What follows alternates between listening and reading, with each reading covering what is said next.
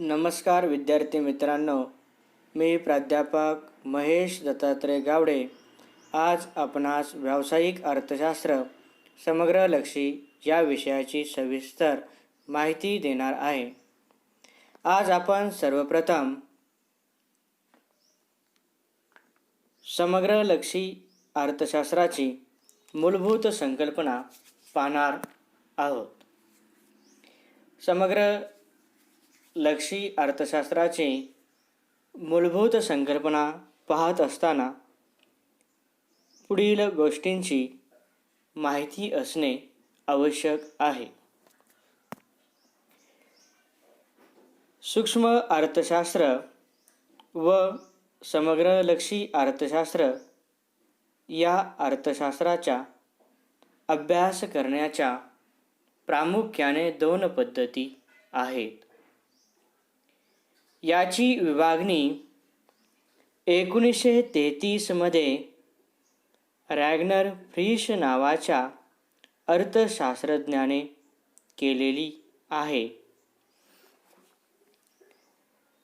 अर्थशास्त्रामध्ये micro हा शब्द मायक्रोज या ग्रीक शब्दापासून आणि मॅक्रो हा शब्द मॅक्रोज या ग्रीक शब्दापासून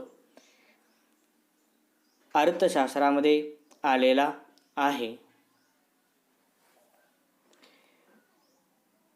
मायक्रो म्हणजे सूक्ष्म आणि मॅक्रो म्हणजे समग्र किंवा स्थूल असा त्याचा मराठीमध्ये अर्थ घेतला जातो. सूक्ष्म अर्थशास्त्रात अर्थव्यवस्थेतील एखाद्या विशिष्ट घटकांचा अभ्यास केला जातो, तर समग्रलक्षी अर्थशास्त्रामध्ये अर्थव्यवस्थेतील आर्थिक घटकांचा एकत्रितरित्या अभ्यास केला जातो. समग्रलक्षी अर्थशास्त्र हे अर्थव्यवस्थेच्या समग्र पातळीवरील एकूण रोजगार, एकूण उत्पन्न, एकूण उत्पादन इत्यादी सारख्या घटकांचा अभ्यास करते. समग्रलक्षी अर्थशास्त्रात एका विशिष्ट घटकाचा अभ्यास न करता सर्व घटकांचा एकत्रितरित्या अभ्यास केला जातो. समग्रलक्षी अर्थशास्त्राचा विकास प्रामुख्याने 1936 मध्ये केन्स यांच्या general theory of employment, interest and money या ग्रंथाच्या प्रकाशनापासून वेगाने झालेला दिसून येतो. उत्पादन व रोजगार संबंधित अर्थशास्त्र हे केन्स प्रणीत अर्थशास्त्र म्हणून ओळखले जाते. केन्स यांच्या 1946 च्या मृत्यूनंतर समग्रलक्षी अर्थशास्त्राच्या विश्लेषणामध्ये अनेक बदल झाले असले तरी आजही समग्रलक्षी अर्थशास्त्राचा मुख्य प्रवाह केन्स प्रणीत अर्थशास्त्र म्हणून ओळखला जातो. अशा समग्रलक्षी अर्थशास्त्राची व्याख्या आपणास पुढील प्रमाणे करता येईल. समग्रलक्षी अर्थशास्त्राची व्याख्या: ज्या अर्थशास्त्रामध्ये अर्थव्यवस्थेतील संपूर्ण घटकांचा एकत्रितरित्या अभ्यास केला जातो त्या अर्थशास्त्रास समग्रलक्षी अर्थशास्त्र असे म्हणतात. म्हणजे प्रामुख्यानं उदाहरणार्थ अर्थव्यवस्थेमधील एका विशिष्ट व्यक्तीच्या वैयक्तिक उत्पन्नाचा अभ्यास न करता प्रामुख्यानं समग्रलक्षी अर्थशास्त्रामध्ये अर्थव्यवस्थेच्या एकूण उत्पन्नाचा किंवा प्रामुख्यानं राष्ट्रीय उत्पन्नाचा अभ्यास केला जातो.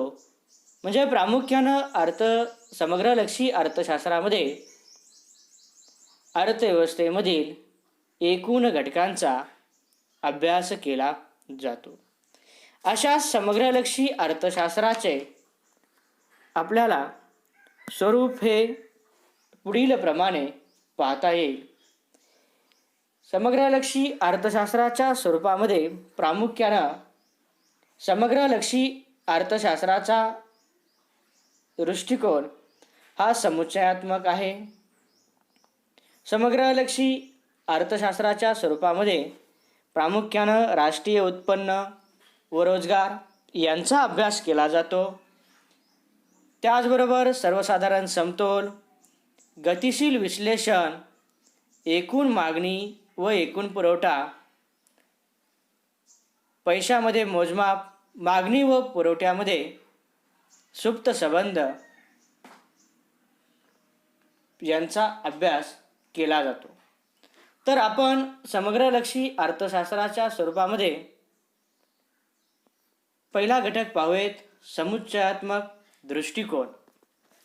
समग्रलक्षी अर्थशास्त्रात अर्थव्यवस्थेतील एक व्यवसाय संस्था किंवा एका व्यक्तीची मागणी यासारख्या वैयक्तिक घटकांचा अभ्यास करण्याऐवजी एकूण राष्ट्रीय उत्पन्न, एकूण रोजगार, एकूण मागणी, एकूण पुरवठा इत्यादी सारख्या समग्र घटकांचा अभ्यास केला जातो. तसेच देशातील संपूर्ण अर्थव्यवस्थेशी संबंधित समस्यांचा अभ्यास समग्रलक्षी अर्थशास्त्रामध्ये केला जातो. पुढचा घटक पाहूयात, राष्ट्रीय उत्पन्न, बाजार व रोजगार यांचा अभ्यास.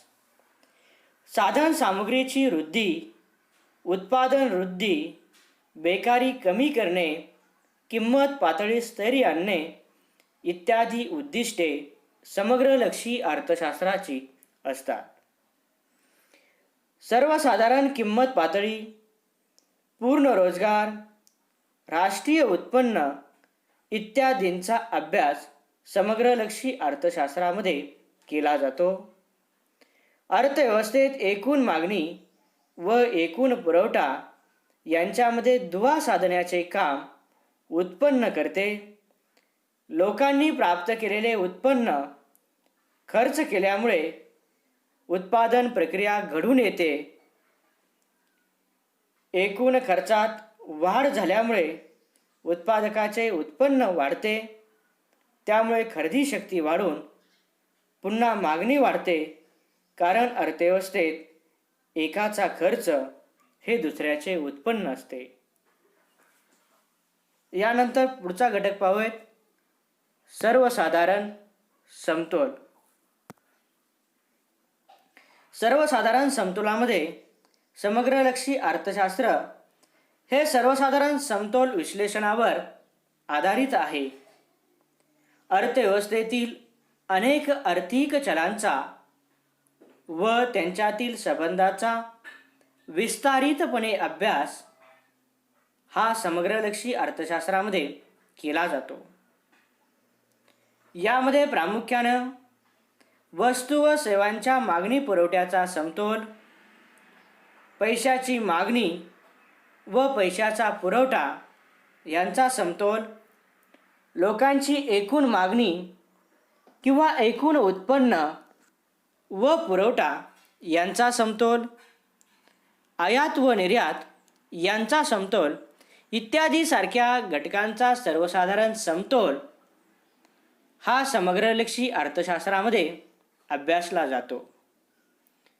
पुढचा घटक आहे गतिशील विश्लेषण.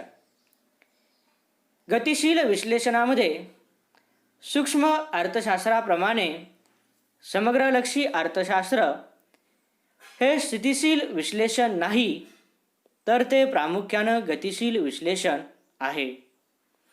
सूक्ष्म अर्थशास्त्रामध्ये इतर परिस्थिती कायम मांडली जात असते, तर समग्रलक्षी अर्थशास्त्रामध्ये एकूण मागणी, एकूण रोजगार, एकूण उत्पादन, एकूण उत्पन्न, एकूण पुरवठा इत्यादीमधील गतिशील बदलांचा प्रामुख्यानं अभ्यास केला जातो.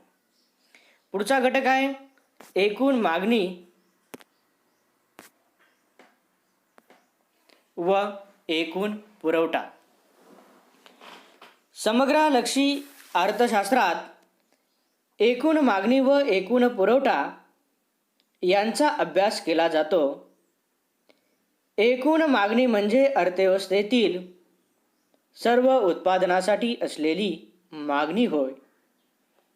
तर एकूण पुरवठा म्हणजे अर्थव्यवस्थेतील सर्व उत्पादन संस्थांनी विक्रीसाठी केलेल्या वस्तू व सेवांच्या पुरवठ्याची बेरीज असते.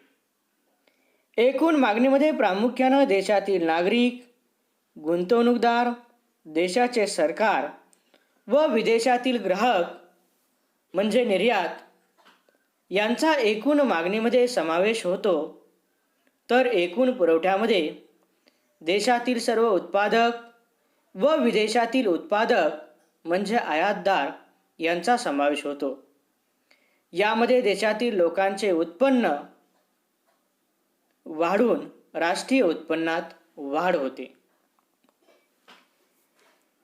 यानंतर पुढचा घटक आहे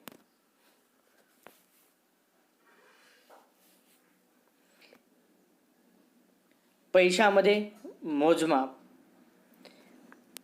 या घटकामध्ये सूक्ष्म अर्थशास्त्रामध्ये वस्तू व सेवांचा विचार करत असताना त्यांच्या नगसंख्येचा विचार केला जातो. तर समग्रलक्षी अर्थशास्त्रामध्ये वस्तू व सेवांचा अभ्यास करत असताना त्यांचे पैशातील एकूण मूल्य विचारात घेतले जाते. आधुनिक अर्थव्यवस्थेत पैसा हा सक्रिय घटक असतो. अर्थव्यवस्थेत उत्पादित होणाऱ्या वस्तू व सेवांचे मूल्य पैशात मोजावे लागते. समग्रलक्षी अर्थशास्त्रात पैसा हे महत्त्वाचे साधन असल्याने त्याच्या साहाय्याने राष्ट्रीय उत्पन्नाचे मोजमाप केले जाते. यानंतर पुढचा घटक आहे मागणी व पुरवठ्यामध्ये सुप्त संबंध. संपूर्ण अर्थव्यवस्थेत ग्राहक व विक्रेते हे एकच असतात. म्हणजेच प्रत्येक विक्रेता हा सुद्धा ग्राहक असतो व काही ग्राहक हे सुद्धा विक्रेते असतात. म्हणजे मागणी करणारा ग्राहक व पुरवठा करणारा उत्पादक हे दोन्ही एकच असतात. खर्च करणाराही तोच असतो व उत्पन्न मिळवणाराही तोच असतो. म्हणजेच मागणी तोच करतो व पुरवठा ही तोच करतो. यातून समग्रलक्षी अर्थशास्त्रात मागणी व पुरवठ्याचा सुप्त संबंध दिसून येतो. विद्यार्थी मित्रांनो, अशा प्रकारे आपल्याला समग्रलक्षी अर्थशास्त्राचे स्वरूप सांगता येईल. थँक्यू.